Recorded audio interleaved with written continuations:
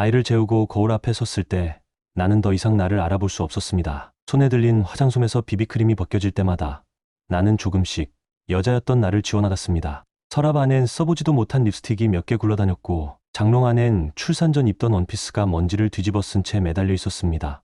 다림질된 아이 옷을 개고 남편 속옷을 정리하며 문득 생각했습니다. 나는 누구였을까? 언제부터 나는 나를 포기했을까? 그리고 그날 나는 처음으로 핸드폰을 켜고 그 사람에게 메시지를 보냈습니다. 저는 윤지연입니다.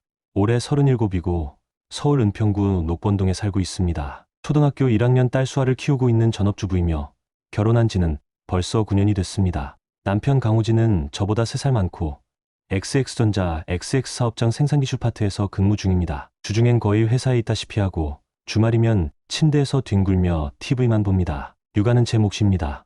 학원 픽업, 숙제 지도, 체험학습 신청. 지금 내 하루 중 90%는 수아를 중심으로 돌아가고 있습니다.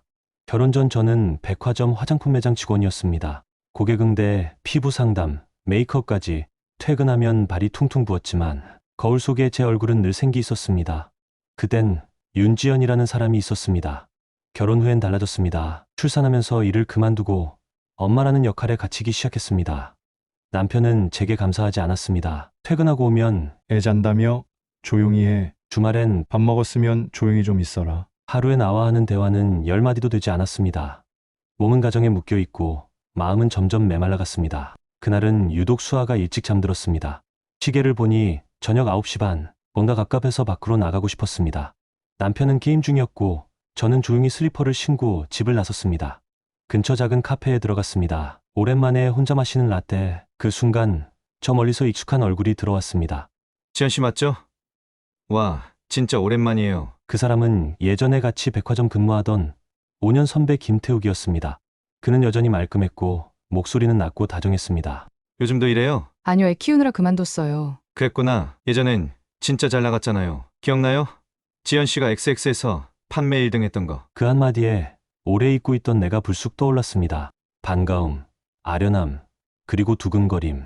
우리는 연락처를 주고받았습니다. 그날 이후 제 일상은 조금씩 달라지기 시작했습니다. 그날 저녁 남편은 무심하게 말했습니다. 밖에 나갔었어? 수아 재우고 집에 좀 있어라. 말투도 표정도 없던 남편의 얼굴이 유난히 낯설게 느껴졌습니다. 그날 밤 태욱 선배에게 보낸 짧은 메시지 하나가 내 인생을 바꿀 줄은 몰랐습니다. 처음 남편을 만났던 건 제가 27살 때였습니다. 백화점 매장에서 일하던 저에게 남편은 고객으로 처음 왔습니다. 에센스를 고던 남자의 눈빛은 어딘가 낯설었고 그날 이후 그는 일주일에 한 번씩 매장에 찾아왔습니다. 또 뵙네요. 에센스가 다 떨어졌어요. 지연 씨 추천 믿고 써보려고요. 그렇게 몇 번을 오가다 그는 제게 번호를 물었고 우리 사이는 천천히 가까워졌습니다. 연애는 조심스럽고도 따뜻했습니다. 매일 밤 카톡이 이어졌고 주말이면 새로 생긴 맛집을 찾아 함께 걸었습니다. 남편은 조용했지만 배려심 깊은 사람이었습니다. 제가 하루 종일 서 있다가 쓰러질 듯 피곤하다고 하면 퇴근길 백화점 앞에서 따뜻한 호빵을 들고 기다리고 있었고 제가 속상한 일 있으면 조용히 듣고 손을 잡아줬습니다. 우린 1년 반의 연애 끝에 결혼했습니다. 결혼식 날 제일 먼저 도착해 신부대기실로 달려온 사람도 그였고 나만 믿고 와. 라고 말하며 손을 잡은 것도 그였습니다. 그땐 분명히 사랑이었습니다. 출산 후 육아에 매몰되기 시작하면서 저는 점점 여자가 아닌 엄마로만 존재하게 되었습니다. 밤마다 수유에 깨고 전몸살에 열이 펄펄 나도 남편은 일찍 자라는 날뿐이었습니다. 함께 육아하자고 말하면 그는 나는 회사 다녀오잖아. 라며 핀잔을 뒀습니다. 수아가 두 돌이 지날 즈음엔 저희 부부는 거의 협력자처럼 살고 있었습니다. 말을 나누기보다 필요한 사항만 전달하고 잠은 따로 자는 날도 늘어갔습니다. 그러다 가끔씩 생각했습니다.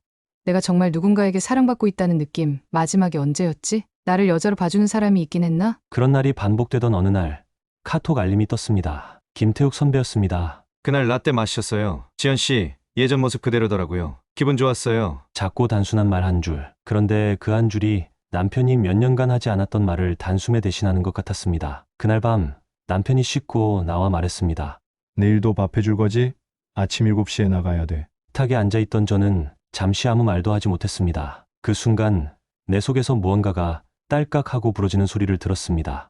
그때는 몰랐습니다. 그 사람의 메시지가 내 마음에 금을 벌려놓고 있었다는 거요. 김태욱 선배와의 메시지는 하루에 한두 번씩 오고 갔습니다. 아무 의도 없다고 말할 수는 없었습니다. 하지만 그때의 저는 누군가가 나에게 따뜻한 말을 건네주는 게 너무나 오랜만이었기에 그것이 금지된 감정이라는 사실을 인식하지 못했습니다. 수아 많이 컸겠다. 옛날엔 아기 얼굴도 보여줬었는데 오늘도 집에서 혼자였어? 나도 요즘 혼자 밥 먹기 싫어. 짧은 문장 하나하나가 내 속의 외로움을 건드렸습니다. 그렇게 일주일이 지났고 우리는 다시 만났습니다. 광화문 근처 조용한 스파게티집이었고 저는 평소보다 옷차림에 신경을 썼습니다. 코랄색 립스틱을 바르는데 손이 조금 떨렸습니다. 출산 후 처음 꺼내본 립스틱이었습니다. 정말 하나도 안 변했네. 아니, 그땐 어려 보였는데 지금이 훨씬 예쁜데. 그의 말은 의도적으로 다정했고 저는 그 다정함에 웃어버렸습니다. 식사를 마치고 나올 때 그는 제게 말했습니다. 지연아 잠깐. 근처에 내 오피스텔이 있어. 커피라도 한 잔만. 오늘 그냥 보내기 싫어서 그래. 그 순간 머릿속에서 수많은 생각이 스쳤습니다. 하지만 나는 결국 고개를 끄덕였습니다. 그의 오피스텔은 깔끔하고 따뜻한 공간이었습니다. 은은한 향이 퍼져 있었고 조용히 흐르는 음악 속에서 우리는 처음으로 말없이 서로를 바라봤습니다. 그는 조심스럽게 제 얼굴에 손을 올렸고 나는 아무런 저항도 하지 않았습니다. 그 순간만큼은 누구의 엄마도 누구의 아내도 아닌 그저 여자 윤지연으로 존재하고 싶었습니다. 그날 저녁 우리는 돌이킬 수 없는 선을 넘었습니다. 긴 침묵 끝에 그는 제 손을 잡고 말했습니다. 괜찮아. 오늘은 그냥 내 감정만 생각해. 내일은 내일 생각하자. 오피스텔을 나선 시간은 밤 11시 40분. 택시 안에서 나는 차 창밖만 바라봤습니다. 뭐가 맞는지 뭐가 틀린지조차 분간할 수 없었습니다.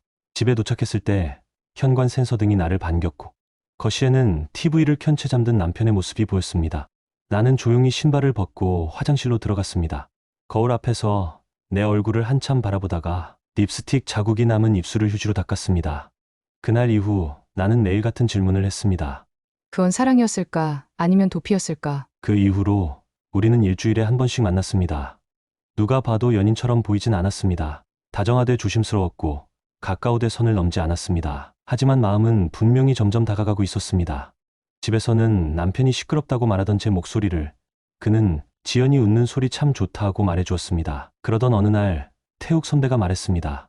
사실 나 결혼 안 했어. 연애도 오래전 일이고. 그 말 이후 우리는 조금 더 솔직해졌습니다.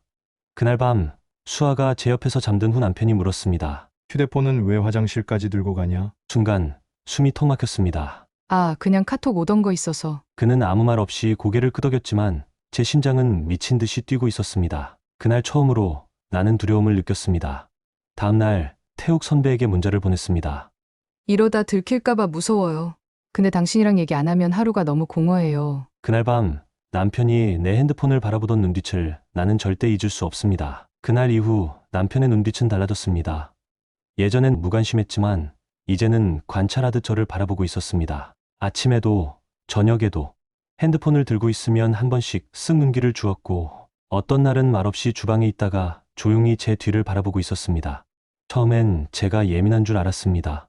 하지만 어느 날 수아와 장을 보고 돌아왔을 때 식탁 위에 제 스마트워치가 올려져 있었습니다. 평소엔 거실 콘센트에서 충전하던 건데 이상하게 배터리가 풀 충전돼 있었습니다. 남편이 무심히 말했습니다. 시계 충전 다 됐더라. 계속 진동 울리길래 깜짝 놀랐어. 누가 카톡 계속 보내던데? 그 순간 심장이 철렁했습니다. 워치는 보통 알림만 보여줄 뿐 암호가 걸려 있지 않습니다. 그날 아침 태욱 선배가 보냈던 메시지가 떠올랐습니다. 잘 들어갔지? 또 보고 싶어. 그날 밤 나는 도무지 잠을 이룰 수 없었습니다. 화장실에 앉아 워치 알림을 다시 확인하며 메시지를 모두 지우고 태욱에게 전화를 걸었습니다. 선배 우리 좀 조심해야겠어요. 남편이 스마트워치를 봤어요. 혹시는 없는 것 같지만 느낌이 이상해요. 그는 잠시 침묵하다 말했습니다. 미안. 내가 너무 노골적이었나 봐. 당분간 문자 자제할게. 그 말이 어쩐지 낯설게 들렸습니다. 얼마 전까지만 해도 무슨 일이 있어도 곁에 있을게라고 말하던 그 사람이 지금은 거리를 두겠다고 말하고 있는 것처럼 들렸습니다. 며칠 뒤 남편은 말했습니다. 다음 주 월요일 나 하루 연차 냈어. 수아 어린이집 보내고 우리 둘이 얘기 좀 하자. 짧은 한마디였지만 그 안엔 분명히 확신이 있었습니다. 그는 뭔가를 준비하고 있었고 나는 이제 피할 수 없는 수순에 접어들고 있었습니다. 그날 밤 거실에서 남편이 내 워치를 다시 올려다보는 걸 보고 나는 속으로 다짐했습니다. 이제부터 모든 흔적을 지워야 한다. 하지만 마음 한편에선 이미 알고 있었습니다. 모든 흔적을 지우기엔 이미 너무 많은 걸 남겨버렸다는 걸. 그날 밤 내가 지운 건 메시지였지만 남편은 이미 이혼 준비를 하고 있었습니다.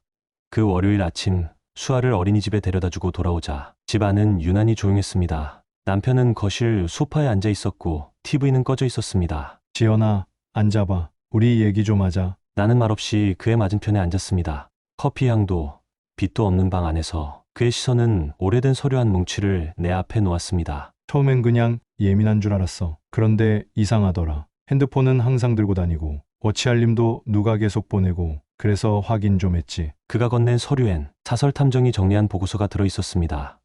카페에서 마주 앉아 웃고 있는 나와 김태우, 그의 오피스텔로 들어가는 내 뒷모습, 주차 기록, 위치 추적, SNS 접속 기록, 그리고 내 워치에 실수로 남아있던 푸시 메시지 캡처까지. 난 바보처럼 믿고 있었어. 내가 힘들다고 하면 도와주려 했고, 너무 바쁘니까 내 스트레스쯤은 넘겨도 되겠지 싶었어. 그의 목소리는 낮았지만 그 속엔 억눌린 분노와 실망, 자존심의 붕괴가 엉켜 있었습니다. 넌 외로움을 선택했지만 나는 모욕을 견뎠어. 그 한마디는 나를 무너뜨리기에 충분했습니다. 그날 밤 나는 태욱에게 전화를 걸었습니다. 3번 울리다 끊겼고 다시 걸자 이번엔 전원이 꺼져 있습니다라는 안내만 들렸습니다. 문자를 보냈습니다. 태욱 선배, 연락 좀 줘요. 나 들켰어요. 너무 무서워요. 답장은 이틀 후 단 한 줄이었습니다. 지연아, 서로 조심하자. 나도 지금 위험해. 그 문장을 보는 순간 나는 비로소 깨달았습니다. 그는 처음부터 나를 지켜줄 생각이 없었다는 걸. 며칠 후 남편은 이혼 서류를 건넸습니다. 난 내가 후회하는 척하는 것도 보고 싶지 않아. 우리 여기까지만 하자. 그리고 조용히 덧붙였습니다. 수아는 내 딸이다. 양육권은 내 몫이야. 나는 공포를 느꼈습니다. 남편은 단지 분노하는 게 아니라 치밀하게 움직이고 있었습니다. 며칠 후 변호사로부터 전화가 왔습니다. 남편이 김태욱을 상대로 상간행위에 대한 손해배상 청구소송을 접수했고 그 액수는 1,500만 원이라는 말을 들었습니다. 상간의 증거는 차고 넘쳐요. 특히 오피스텔 출입 기록과 사진, 워치 알림까지 피해자 입장에선 이례적으로 구체적입니다. 나는 말없이 고개를 끄덕였지만 내 안의 세계는 이미 무너지고 있었습니다. 그날 밤 남편은 말했습니다. 수아는 내가 지킬 거야. 그리고 너희 둘은 반드시 책임지게 할 거야. 그 순간 깨달았습니다. 사랑이 식은 것도 나였지만 모든 걸 잃을 사람도 바로 나였습니다. 상간남 소송은 예상보다 빠르게 시작됐습니다. 내용 증명과 소장, 탐정 보고서, 증거사진들이 정리된 두툼한 서류 뭉치가 제 변호사를 통해 도착했습니다. 손해배상 청구 금액은 1,500만 원, 피고는 김태욱, 그리고 사실상 저였습니다. 그날 법정에 나란히 선 김태욱과 저는 서로를 한 번도 바라보지 않았습니다. 그는 검은 양복에 굳은 표정으로 앉아 있었고 저는 눈앞에 책상만 바라보며 심호흡을 반복했습니다. 피고는 원고의 배우자인 원고 부와 부적절한 관계를 지속하며 혼인 파탄의 직접적인 원인을 제공하였습니다. 판사가 읽은 문장의 어휘 하나하나가 비수처럼 제 가슴을 찔렀습니다. 김태욱은 진술대에 서서 말했습니다.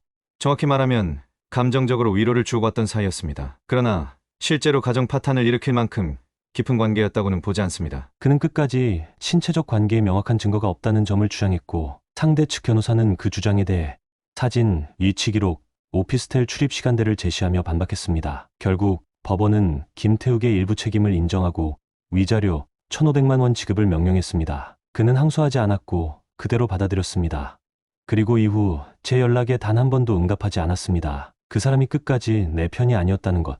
나는 이제 더 이상 부정할 수 없었습니다. 남편은 수아의 단독 양육권을 요구했습니다. 변호사를 통해 저의 외도 정황, 심리 상태, 아이에 대한 책임 회피 사례를 정리한 자료를 제출했습니다. 저는 정신과 소견서와 함께 아이와의 애착 검사 결과, 육아일지, 그리고 수아의 그림까지 함께 내놓았습니다. 재판부는 고민 끝에 공동 양육권을 결정했습니다. 평일은 제가, 주말은 남편이 맡는 방식. 양쪽의 자격 모두 인정하되 아이를 중심으로 판단한 조치였습니다. 그리고 재산 분할. 남편은 외벌이였고 저는 9년간 전업주부였습니다. 제 잘못이 있었지만 법은 그 잘못만으로 기여 자체를 무효로 보지는 않았습니다. 결과적으로 총 재산 중 30%를 저에게 분할하라는 결정이 내려졌습니다. 제 몫은 집의 일부 지분과 예금 일부였습니다. 그날 법정을 나서며 나는 이런 생각이 들었습니다. 사랑은 무너졌고 관계는 깨졌지만 그래도 나는 엄마로서, 인간 윤지연으로서 최소한의 권리는 지켰다고. 하지만 그건 끝이 아니었습니다. 그날 저녁 수아가 제게 건넨 작은 종이 쪽지 하나가 또 다른 진실의 문을 열게 될 줄은 몰랐습니다. 엄마가 아플 때 내가 더 열심히 웃어줘야겠다. 수아의 글씨를 보며 나는 다시 무너졌습니다. 양육권 신문기일 서울가정법원 제2민사법정. 법정 안은 침묵으로 꽉 막혀 있었습니다. 나와 남편, 그리고 정면에 앉아 있는 상담위원. 그 옆에 조그맣게 앉은 수아. 수아야, 엄마랑 아빠 중 누구랑 있는 게 더 좋아? 상담교사의 질문에 수아는 고개를 숙였고 한참을 침묵한 뒤 작게 말했습니다. 엄마가 울어요. 근데 웃는 척해요. 나한테까지 그러지 않았으면 좋겠어요. 그 말을 듣는 순간 나는 숨이 멎는 줄 알았습니다. 아이 앞에 감정을 숨기려 했던 모든 순간이 도리어 아이의 마음을 무너뜨렸다는 사실이 그 짧은 한마디에 담겨 있었습니다. 며칠 후 남편이 직접 저를 찾아왔습니다. 수아의 학교 근처 작은 카페에서 그는 커피를 마시며 말했습니다. 나 원래는 단독 양육권 끝까지 갈 생각이었어. 근데 수아가 그날 이후 더 많이 말하더라. 지연아, 너 많이 무너졌지. 근데 그 무너진 거 수아가 더 먼저 느꼈더라. 그 말은 위로도 아니고 질책도 아니었습니다. 그저 아빠로서 아이를 바라본 사람의 진심이었습니다. 그는 공동 양육을 그대로 유지하되 내가 스스로 엄마 역할에 대해 다시 생각해봤으면 좋겠다고 말했습니다. 나는 조용히 고개를 끄덕였습니다. 그 사이 김태욱은 회사에서도 사직서를 냈고 SNS 계정은 사라졌습니다. 지인 말로는 해외에서 리셋하고 싶다는 말을 남기고 동남아로 나갔다는 이야기가 들렸습니다. 그는 법정에서조차 앞으로 나와는 일절 연락하지 않겠다고 했고 그 약속은 아주 철저하게 지켜졌습니다. 그 사람은 끝까지 나를 사람으로 기억하지 않았습니다. 단지 자신이 잠시 기댔던 감정의 창고였을 뿐이었습니다. 나는 그 후 수아의 심리치료 상담을 정기적으로 받게 했고 나도 부모 교육 프로그램을 이어갔습니다. 그리고 처음으로 진심으로 이렇게 말할 수 있게 됐습니다. 내가 망가졌다는 걸 인정합니다. 하지만 나는 다시 회복하고 싶습니다. 수아를 위해서라도, 아니 나 자신을 위해서. 하지만 인생은 그렇게 간단히 용서해주지 않았습니다. 수아의 작은 가방 안에서 또 하나의 진실이 나를 기다리고 있었습니다. 이혼이 성립된 지 한 달이 지났습니다. 나는 서울 응암동의 작은 빌라 2층에 자리를 잡았습니다. 비록 오래된 주택이지만 햇살이 잘 들었고 수아의 책상과 작은 침대 하나를 놓기엔 충분했습니다. 수아는 평일에는 나와 함께 지내고 주말엔 전 남편에게 갑니다. 우리의 생활은 단순해졌지만 그 단순함 속에서 나는 감정의 진폭 없이 숨 쉴 수 있다는 사실에 감사하게 되었습니다. 그러던 어느 날 수아의 가방을 정리하다가 작은 쪽지 하나를 발견했습니다. 그것은 수아의 미술 노트에서 찍힌 한 장이었습니다. 엄마 힘든 날은 내가 더 많이 안아줘야 해. 작은 글씨, 삐뚤빼뚤한 획. 하지만 그 문장은 나를 단숨에 무너뜨렸습니다. 그동안 내가 지키려 했던 체면, 포장된 평정심, 엄마로서 괜찮은 척했던 모든 노력들이 결국 아이에게는 짐이 되고 있었던 것입니다. 그날 밤 나는 수아를 꼭 안고 말했습니다. 이젠 엄마, 안 아프게 살 거야. 그냥 참는 거 말고 진짜 괜찮은 사람이 되도록 해볼게. 나는 구청 문화센터의 뷰티 클래스에 등록했습니다. 한때 백화점 화장품 매장에서 일했던 손끝이 아직도 살아있다는 걸 느끼면서 오랜만에 내가 잘하는 일을 다시 해볼 수 있다는 자신감이 생겼습니다. 지연 씨, 혹시 주말 파트타임 해보실래요? 샵에 세일 들어가면 도와줄 사람 필요해서요. 강사는 조심스레 제안했고 나는 웃으며 고개를 끄덕였습니다. 네, 저 다시 일하고 싶어요. 사람은 한 번쯤 무너질 수 있습니다. 하지만 중요한 건 그 무너짐 이후에도 다시 살아갈 수 있다는 걸 아는 것. 나는 이제 누구의 아내도 누구의 그림자도 아닌 윤지연이라는 이름으로 다시 살기 시작했습니다.